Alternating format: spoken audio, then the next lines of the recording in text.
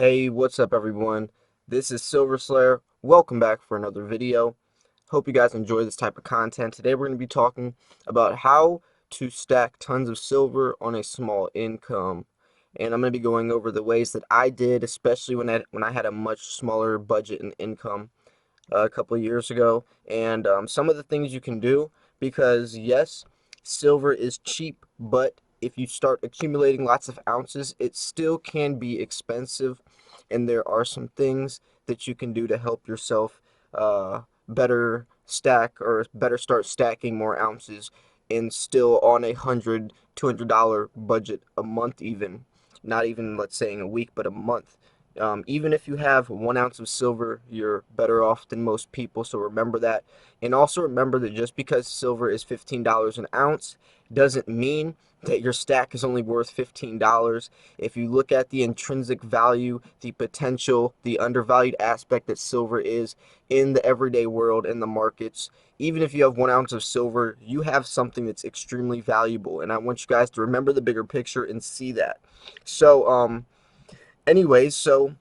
when I had a much smaller budget, what I had to do was really understand how to lower my dollar per cost average as much as possible.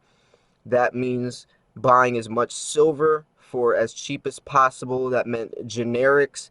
That meant finding deals online and going that route. But also being patient as well, because yes, I could have probably bought 10, 20, 30 ounces per month, but I couldn't afford to be doing that. That would mean I wouldn't be able to pay my phone bill and my rent and stuff. So just because you can buy something doesn't mean you can afford it.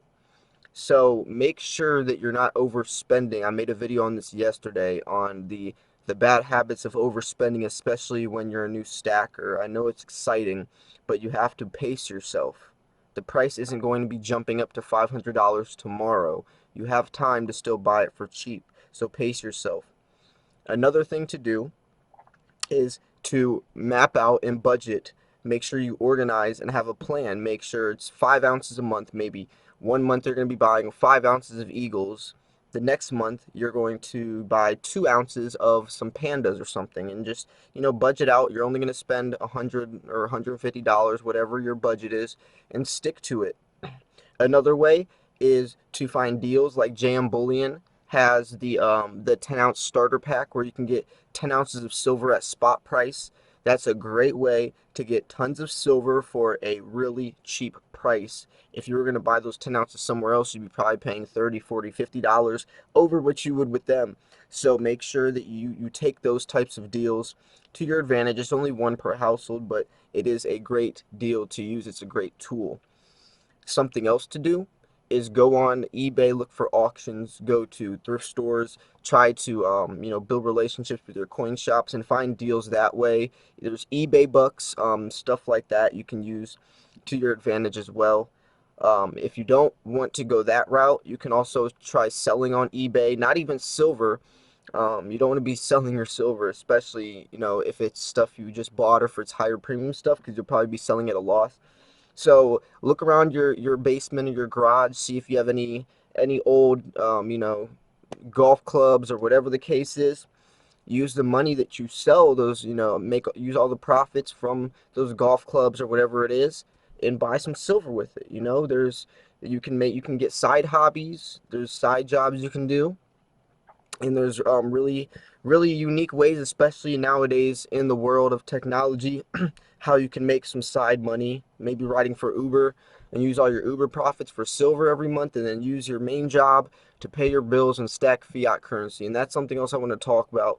If you do have a smaller income, it's really important to keep stacking fiat currency up, because if not, if an emergency happens or something happens, then you're going to have to probably or most likely sell your silver for a lot less than you paid for it, so you're losing money. And then in the future, you're going to have to rebuy that same silver at a loss. So make sure you stack up a lot of fiat currency before you start buying silver. That's something I also didn't do as well.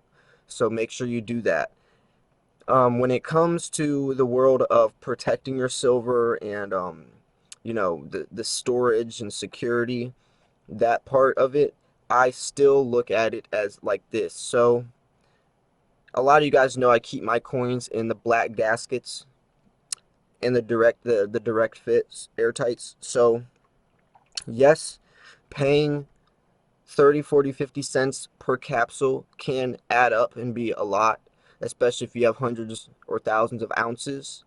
But I would rather pay 30 cents to ensure that coin's condition rather than not keep it in a capsule, and then if that coin gets scratched or milk spotted or smudged up, then the entire coin's value is gone. So I'd rather pay 30 cents to ensure my coin will be in good condition rather than risk losing 10, 20, $30 per coin from me not taking care of it like that. So if you look at the bigger picture, it's much safer to buy coin capsules and tubes, especially you can get really good deals for those for the coin tubes, etc. as well. So that's something else to think about. On smaller budgets, you're going to have to stack a little differently than you would with a larger budget. If you have a smaller budget, I would definitely be focusing on just buying as much silver as you can as possible. Don't be if you can spend $100 a week, why only get 1 or 2 ounces of silver with that when you can get 5 or 6 ounces? So smaller incomes definitely need to be buying coins like generics and American Eagles, not pandas and kookaburras, or even Morgans or higher numismatic coins.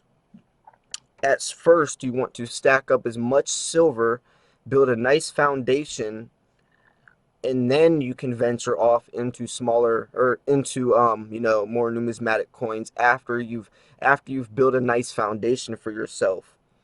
When it comes to liquidity and selling your silver, that's also going to help you a lot as well. If you have something in place where, yes, if you do need to sell your silver, at least you can take off a couple eagles or some generic bars or whatever and flip them at your local coin shop really quick and get that instant cash back return without having to wait 2 weeks or wait for PayPal and to the PayPal transaction to go through, etc. Those cases, it's extremely stressful, especially if you need it right now. Your local coin shop won't be paying the same prices as these online customers will on eBay. So when it comes to the liquidity of your stack, especially on smaller incomes, that's really important. Um, Making sure that you have coins that are going to be presentable on sites like that, whether if you are keeping your coins in coin flips, if are the stickers still on, how are you presenting your silver? Because with smaller incomes, you might be better off sticking to the direct fits, not switching to black gaskets, or even, I don't know whether you use tarnish strips or the silica gel packs or dehumidifiers, or are you wearing gloves with your silver? But that's going to affect the condition of your coins, whether you like it or not. I was just talking to someone the other day, and they bought some gel packs and some tarnish strips, and I was telling him that that's a great direction to go because he's ensuring the best possible outcome for his silver, and he's a new stacker as well. So he's taking things in his own hands to protect his stack against the natural cases that can happen from moisture in the air, which would cause milk spotting and all that.